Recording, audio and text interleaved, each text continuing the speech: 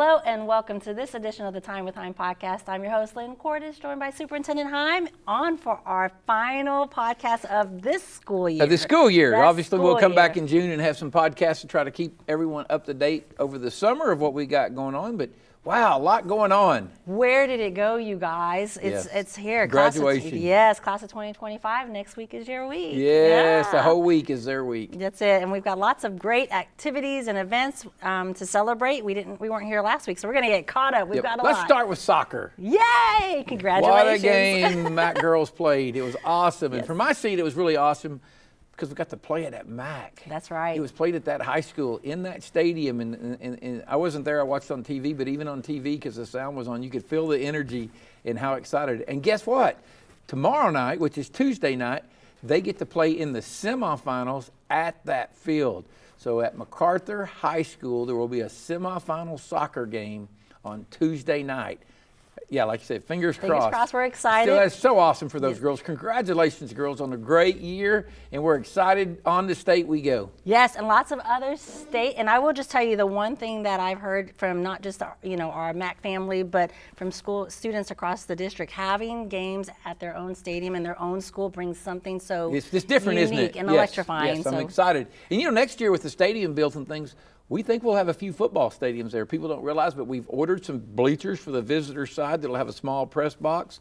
It'll be about a 2,000-seat stadium when we get through. Now, that's not going to be an Eisenhower-MacArthur matchup, and we hope to have those for Cameron forever because of the sheer size in that atmosphere for the big games. But the ideal that our teams can play at their school is really exciting. And the middle school students have been up there enjoying it, watching baseball and softball, everything. Well, if it's in your neighborhood, it's so much easier for our families to take their kids to an event and drop them off. At MacArthur, they may just be across the street or in East Lake or down, but if they have to go all the way to Cameron, go home, and then go all the way back to Cameron for a middle school game, I think that lessens attendance. So we're excited about what it does. But anyway, soccer, great job, girls. Yes. We got boys golf at MacArthur and state. Correct. And then we have state track meet. All three schools had people qualify. I think we had a really good regional track meet. Excited next week, Thursday and Friday. Friday and Saturday this weekend. Mm-hmm. Friday and Saturday. I believe that's at Western Heights. It's the state track meet. We're excited about that. And then we have congratulations to our academic all-staters. Had three of those. They were at the banquet this week. I believe Saturday they had their Foundations for Excellent banquet. If you've never been to that, I'm just telling you, it's a great event. I've been able to attend myself a few times, some with academic all-staters, my own child, in different things. So you last year? Me last year, yeah. But it's a great event. So congratulations to them and their families, and I hope that was as rewarding to them as it was to me, that honor you got to be a part of that organization and that event. That's right. And then we have some things that we're working on as far as leadership that we want our families to know when they come back. There's some legislation that I'm sure they're hearing about. That cell phone deal, that's going to be a big one next year, how that's going to look. We have it's a policy. The law states that the school has to set a policy. And I don't know if people realize, not to put, my job as the superintendent is to work for the Board of Education. Well, the Board of Education in a school has two major jobs. I mean, they have more. We're not restricting them to two, but their number one job is to hire a superintendent, and number two is to set policy. Well, this will be a policy that will work with the board, but the policy is going to require absolutely zero student use of cell phones from bell to bell. That's from 7:30 to 2:30 at the high schools, or 7:55 to 3:05 at the middle schools, and so it's going to cause some issues. I will tell you, as a superintendent, my goal when I advise the board and discuss this with the board and make that recommendation to them what this policy looks like is going to be to do everything I can to make this not a teacher issue. And that's what people don't understand, because I say, there's 1,200 students at Eisenhower High School, and there's one principal with a couple assistants. They can't police 1,200 students. Well, then it becomes a teacher issue. Teachers, we want them to be able to teach. So we've got to find a way to make this where it's not a burden upon our teachers to monitor this new policy we're going to have to put in. So that's going to be our goal, and we got our superintendent's advisory committee that we're going to ask to get some input from. Obviously, in the end, it's a board policy. They'll make the final decision, but hopefully we come up with a policy that works and follows the law. And then we've had some questions about the calendar with the virtual days. We're good for next year, correct? Right, and how it next year they looks? have it in there. If you look at our calendar next year, the only difference is what we're calling virtual days will just be professional development days, and we'll probably call them professional development emergency days because we can't go virtual on snow days and different things. We'll only have a few of those built in, so we'll have those built in that we can make up if we needed it to. But on the calendar, we'll just change those to professional development emergency. So if something comes up where, somebody's electricity is off for a couple days, as bad as it is, Lawton High may have to be in school and nobody else is in school on those days. But the professional development for our teachers spread out through the year has been very, very advantageous this year. And we get a lot of good feedback from our teachers that they like that ongoing professional development throughout the school year, so we won't change that. But that law did go into effect, but it doesn't really change. We were already meeting that minimum criteria. We don't want to be a minimum. We want to provide as much educational time to our students as we can. So in essence, pre-COVID, back to the hours and the days where we just built Yes. those into the calendar. Yes, there just and won't not be have any those. virtual days. You get two, so if you do get a snow day or an emergency, virtual day that a we really waived. bad windstorm, you get two you can use. We'll be okay. We wouldn't even have to apply for that waiver on those two. We still may do some of that just because we feel like it's good for our students and that practice to make sure our teachers are in it.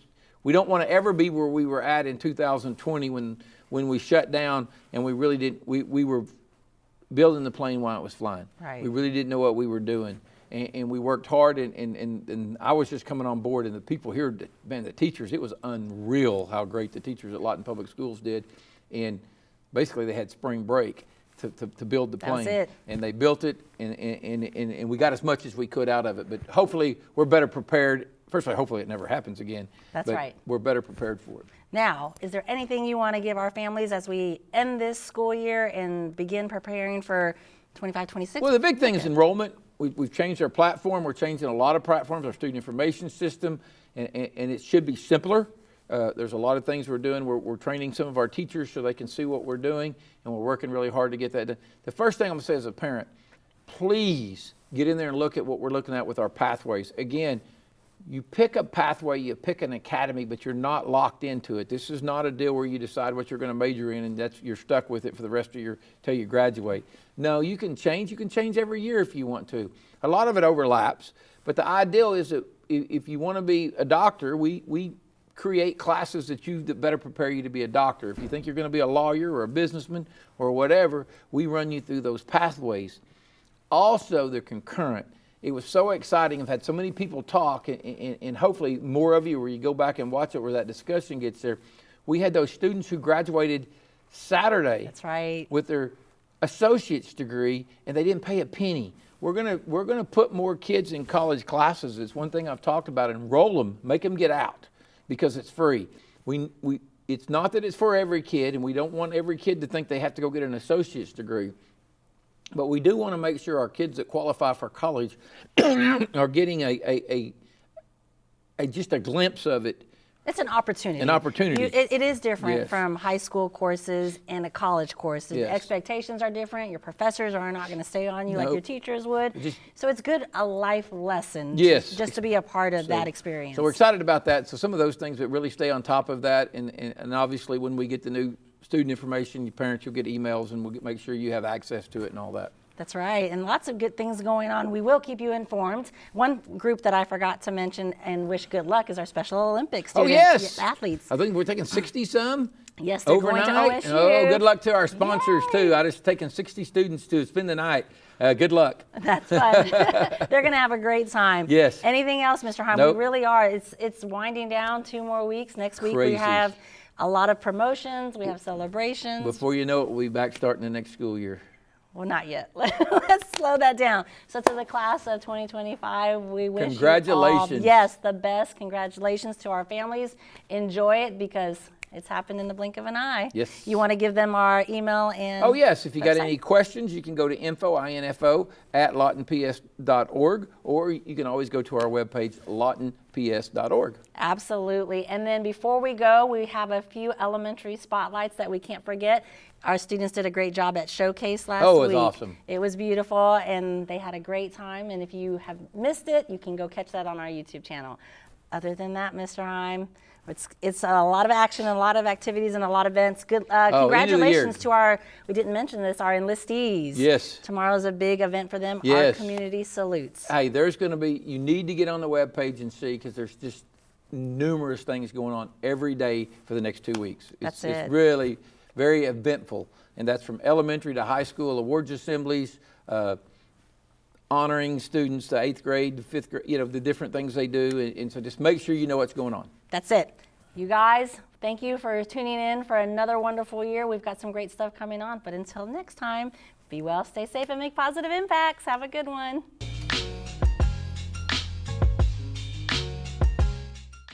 We're interviewing our principal, Miss Collins.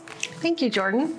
Yes, like she said, I am Miss Collins. I'm the principal of Lawton Virtual Academy Elementary School, and once a month on Fridays, we have our in-person STEM days where our students come in, they do fun activities, they do water activities, they do just run around and have fun and learn science, technology, engineering, and math, different aspects, and they have a great time. They get to socialize with their friends, and families come, and it's a good time.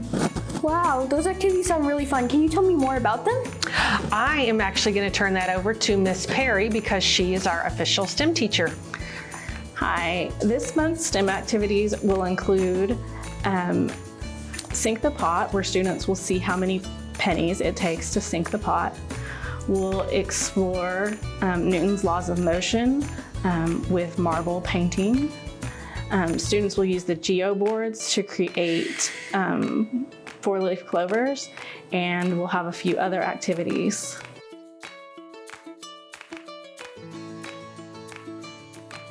All right, boys and girls, remember yesterday we watched a video about spinach and how it's harvested?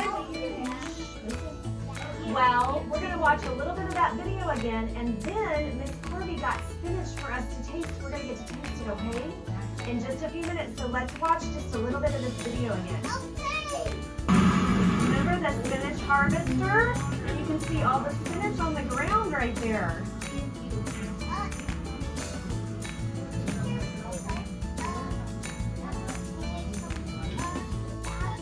Yeah, remember all, and you can see the spinach. All right, we're gonna pass out spinach, and then we're gonna get to look at it and smell it, okay? All right, everybody show Miss Sarah your piece of spinach. All right, listen. All right, can you smell it? What does it smell like? Oh, Everybody take a bite. no. It smells like fish. Take a bite. And I need a thumbs up or thumbs